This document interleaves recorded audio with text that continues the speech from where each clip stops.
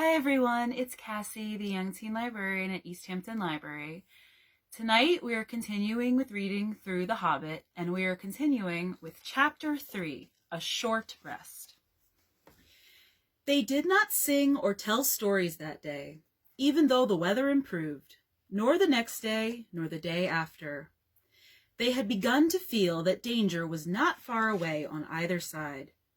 They camped under the stars, and their horses had more to eat than they had, for there was plenty of grass, but there was not much in their bags, even with what they had got from the trolls.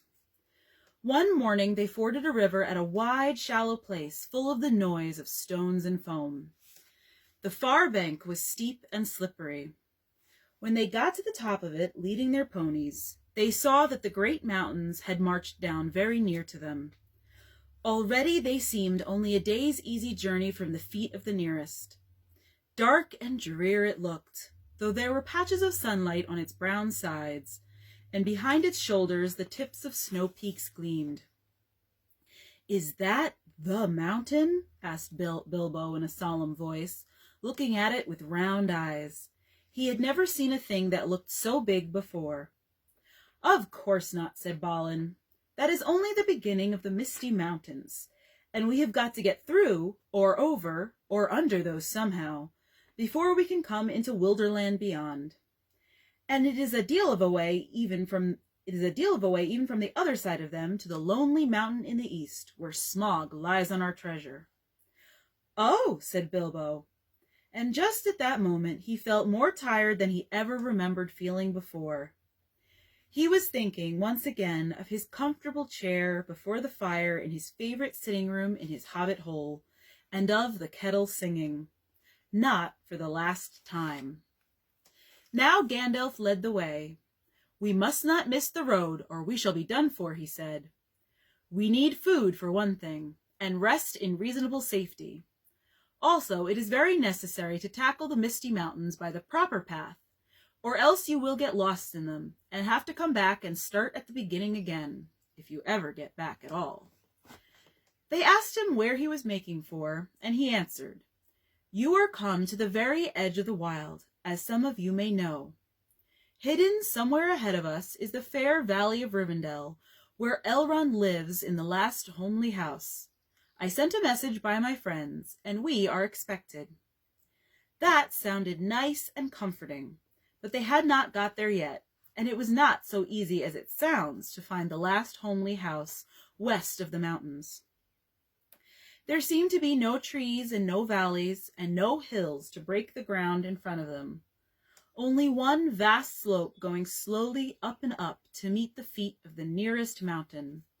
A wide land the color of heather and crumbling rock, with patches and slashes of grass green and moss green showing where water might be. Morning passed, afternoon came, but in all the silent waste there was no sign of any dwelling. They were growing anxious, for they saw now that the house might be hidden almost anywhere between them and the mountains. They came on unexpected valleys, narrow with steep sides, that opened suddenly at their feet, and they looked down surprised to see trees below them and running water at the bottom. There were gullies that they could almost leap over, but very deep with waterfalls in them. There were dark ravines that one could neither jump over nor climb into. There were bogs, some of them green, pleasant places to look at, with flowers growing bright and tall, but a pony that walked there with a pack on its back would never have come out again.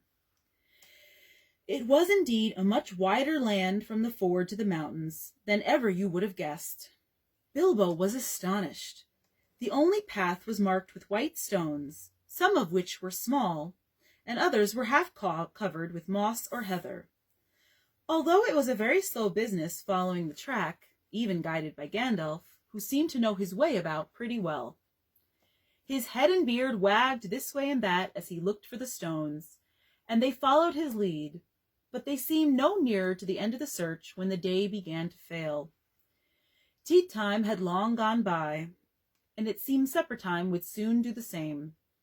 There were moths fluttering about, and the light became very dim, for the moon had not risen.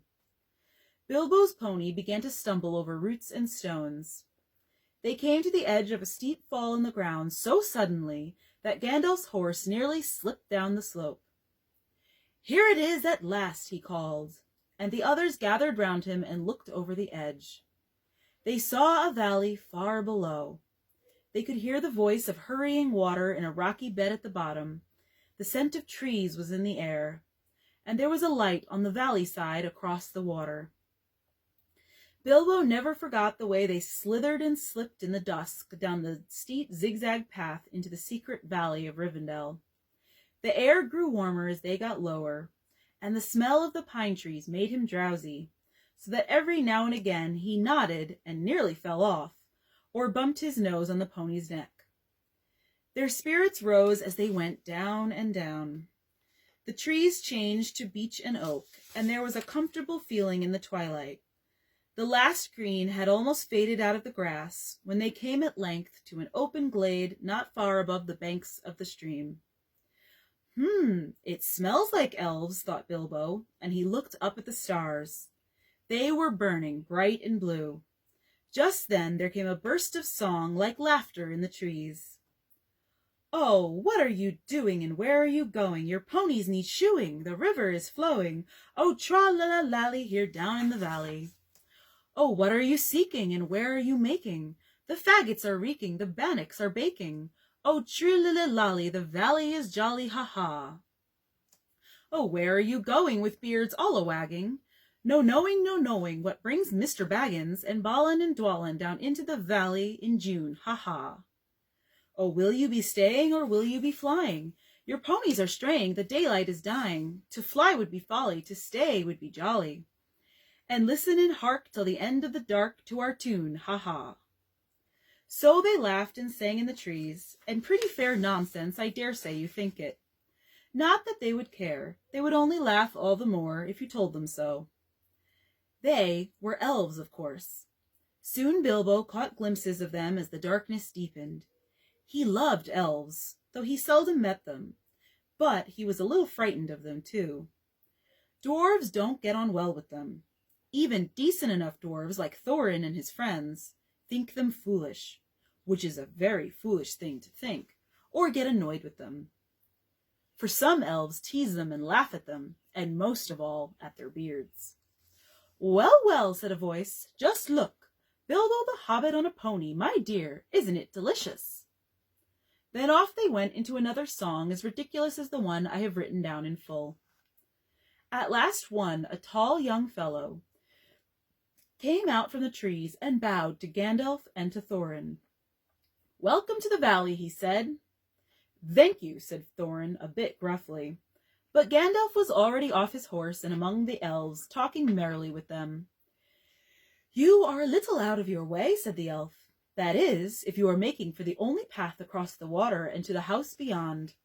We will set you right, but you had best get on foot until you are over the bridge. Are you going to stay a bit and sing with us, or will you go straight on? Supper is preparing over there," he said. "I can smell the wood fires for the cooking." Tired as he was, Bilbo would have liked to stay a while. Elvish singing is not a thing to miss, in June under the stars, not if you care for such things. Also, he would have liked to have a few private words with these people that seemed to know his names and all about him, although he had never seen them before. He thought their opinion of his adventure might be interesting. Elves know a lot and are wondrous folk for news, and know what is going on among the peoples of the land as quick as water flows, or quicker. But the dwarves were all for supper as soon as possible just then, and would not stay. On they all went, leading their ponies, till they were brought to a good path, and so at last to the very brink of the river. It was flowing fast and noisily, as mountain streams do of a summer evening, and when sun has been all day on the snow far up above. There was only a narrow bridge of stone without a parapet, as narrow as a pony could well walk on, and over that they had to go, slow and careful, one by one, each leading his pony by the bridle. The elves had brought bright lanterns to the shore, and they sang a merry song as the party went across. "Don't dip your head in the foam, father," they cried to Thorin, who had been bent almost onto his hands and knees. "It is long enough without watering it." "Mind Bilbo doesn't eat all the cakes," they called. "He is too fat to get through keyholes yet." "Hush, hush, good people, and good night," said Gandalf, who came last. "Valleys have ears, and some elves have over-merry tongues. Good night." And so at last they all came to the last homely house, and found its doors flung wide. Now it is a strange thing, but things that are good to have, and days that are good to spend, are soon told about, and not much to listen to, while things that are uncomfortable, palpitating, and even gruesome may make a good tale, and take a deal of telling anyway. They stayed long in that good house, 14 days at least, and they found it hard to leave. Bilbo would gladly have stopped there for ever and ever, even supposing a wish would have taken him right back to his hobbit hole without trouble. Yet there is little to tell about their stay. The master of the house was an elf friend, one of those people whose fathers came into the strange stories before the beginning of history, the wars of the evil goblins, and the elves and the first men in the north. In those days of our tale, there were still some people who had both elves and heroes of the north for ancestors, and Elrond, the master of the house, was their chief. He was as noble and as fair in face as an elf lord, as strong as a warrior, as wise as a wizard, as venerable as a king of dwarves, and as kind as summer. He comes into many tales, but his part in the story of Bilbo's great adventure is only a small one, though important, as you will see, if we ever get to the end of it. His house was perfect, whether you liked food or sleep, or work or storytelling, or singing, or just sitting and thinking best, or a pleasant mixture of them all. Evil things did not come into that valley. I wish I had time to tell you even a few of the tales or one or two of the songs that they heard in that house. All of them, the ponies as well, grew refreshed and strong in a few days there.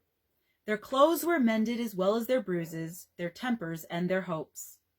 Their bags were filled with food and provisions, light to carry but strong to bring them over the mountain passes. Their plans were improved with the best advice. So the time came to Midsummer Eve, and they were to go on again with the early sun on midsummer morning.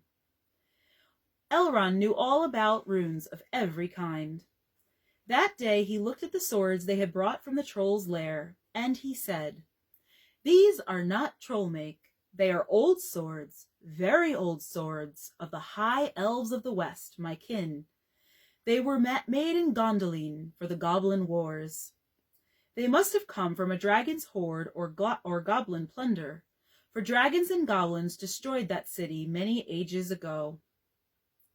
This Thorin, the rune's name Orcrist, the goblin cleaver in the ancient tongue of Gondolin. It was a famous blade. This Gandalf was Glamdring, foe hammer that the king of Gondolin once wore. Keep them well." "Whence did the trolls get them, I wonder?" said Thorin, looking at his sword with new interest. "I could not say," said Elrond, "but one may guess that your trolls had plundered other plunderers, or come on the remnants of old robberies in some hold in the mountains. I have heard that there are still forgotten treasures of old to be found in the deserted caverns of the mines of Moria since the dwarf and goblin war." Thorin pondered these words. "I will keep this sword in honor," he said. "May it soon cleave goblins once again."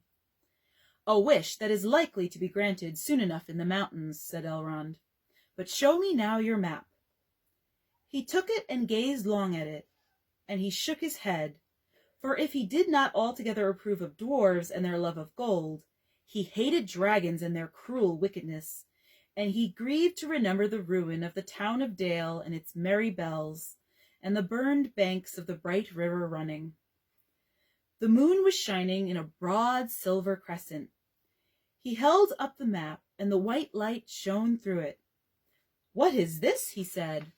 "There are moon letters here, beside the plain runes which say, 5 feet high the door, and 3 may walk abreast." "What are moon letters?" asked the hobbit, full of excitement. He loved maps, as I have told you before, and he also liked runes and letters and cunning handwriting, though when he wrote himself it was a bit thin and spidery. "Moon letters are rune letters, but you cannot see them," said Elrond. "Not when you look straight at them. They can only be seen when the moon shines behind them, and what is more, with the more cunning sort, it must be a moon of the same shape and season as the day when they were written. The dwarves invented them and wrote them with silver pens, as your friends would tell you. These must have been written on a midsummer's eve in a crescent moon, a long while ago." "What do they say?" asked Gandalf and Thorin together. A bit vexed, perhaps, that even Elrond should have found this out first, though really there had not been a chance before, and there would not have been another until goodness knows when. "Stand by the grey stone when the thrush knocks," read Elrond, "and the setting sun with the last light of Durin's day will shine upon the keyhole." "Durin, Durin," said Thorin. "He was the father of the fathers of the eldest race of dwarves, the Longbeards, and my first ancestor. I am his heir." "Then what is Durin's day?" asked Elrond. "The first day of the dwarves' new year," said Thorin, "is, as all should know, the first day of the last moon of autumn on the threshold of winter. We still call it Durin's day when the last moon of autumn and the sun are in the sky together. But this will not help us much, I fear, for it passes our skill in these days to guess when such a time will come again." "That remains to be seen," said Gandalf. "Is there any more writing?" "None to be seen by this moon," said Elrond, and he gave the map back to Thorin. And then they went down to the water to see the elves dance and sing upon the midsummer's eve. The next morning was a midsummer's morning, as fair and fresh as could be dreamed. Blue sky and never a cloud, and the sun dancing on the water. Now they rode away amid songs of farewell and good speed, with their hearts ready for more adventure, and with a knowledge of the road they must follow over the misty mountains to the land beyond. And that is the end of Chapter 3, and tomorrow night we will continue with Chapter 4. Have a good night, everyone.